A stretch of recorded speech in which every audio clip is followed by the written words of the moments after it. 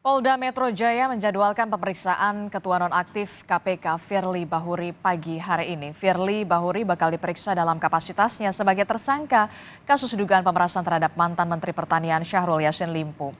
Polisi telah mengirim surat panggilan kepada Firly untuk hadir di pemeriksaan hari ini, hari Rabu 6 Desember 2023. Firly, saudara, akan diperiksa penyidik Subdit Tipikor Polda Metro Jaya dan Dit Tipikor Bareskrim Polri di Bareskrim Mabes Polri.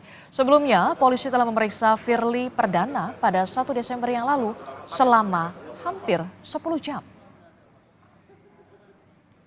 Memberikan surat panggilan dalam rangka pemeriksaan atau pengambilan keterangan tambahan kepada saudara FB dengan kapasitas sebagai tersangka.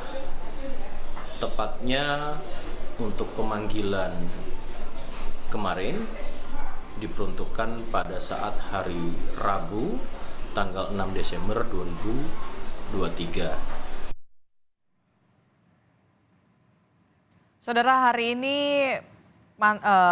mantan Ketua KPK Firly Bahuri akan rencananya diperiksa oleh Bareskrim Mabes Polri. Sudah ada jurnalis Kompas TV Triksi Valencia. Triksi, selamat pagi.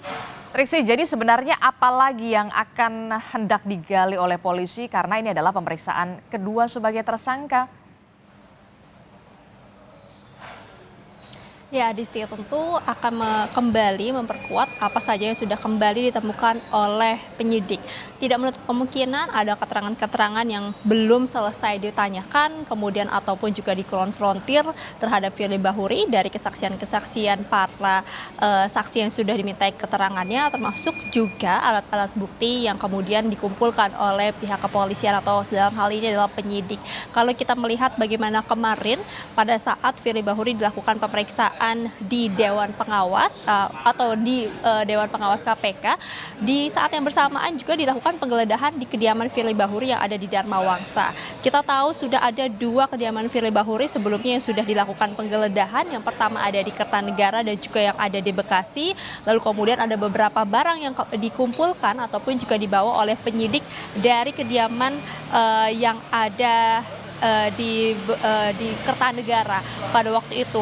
Lalu kemudian pada saat penggeledahan kemarin pada 5 Desember 2023, memang setelah dilakukan penggeledahan selama kurang lebih 3 jam, belum ada keterangan yang disampaikan dari pihak penyidik apa saja yang berhasil dikumpulkan ataupun juga barang-barang yang ditemukan dari kediaman Firly Bahuri yang ada di Dharma Wangsa Jakarta Selatan tersebut, dan apakah memang ada alat bukti baru ataupun juga barang-barang dokumen yang kemudian dijadikan barang bukti untuk memperkuat kembali konstruksi dari perkara ataupun juga dugaan yang menjerat Firly Bahuri ini, Adis dan juga saudara. Jadi tentu ini akan menjadi pernyataan ataupun juga pertanyaan-pertanyaan yang nantinya juga akan kembali dilontarkan kepada tersangka Firly Bahuri, karena memang hari ini adalah pemeriksaan kedua bagi Firly Bahuri yang berarti menunjukkan masih ada keterangan-keterangan yang perlu digali maupun juga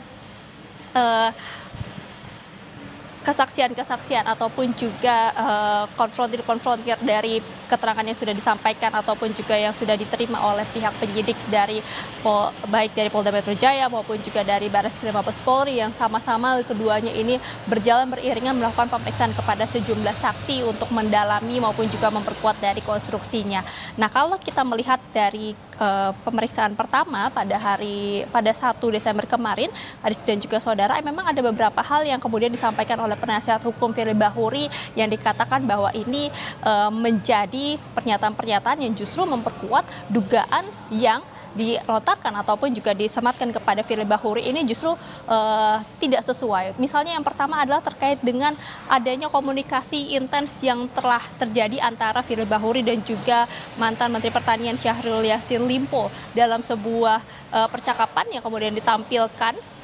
Dikatakan bahwa ini ada gambar ya ataupun juga profile picture yang menunjukkan ini adalah Firly Bahuri, akan tapi terkait dengan nomornya ini dikatakan berbeda dengan nomor ataupun juga yang digunakan oleh Firly Bahuri. Nah, kemudian juga yang dikatakan terkait dengan bukti penukaran uang asing yang kemudian disampaikan oleh penasihat hukumnya bahwa ini hanyalah pengumpulan resi-resi penukaran uang asing yang dikatakan tidak bisa menjadi alat bukti, dan juga yang terakhir adalah dompet.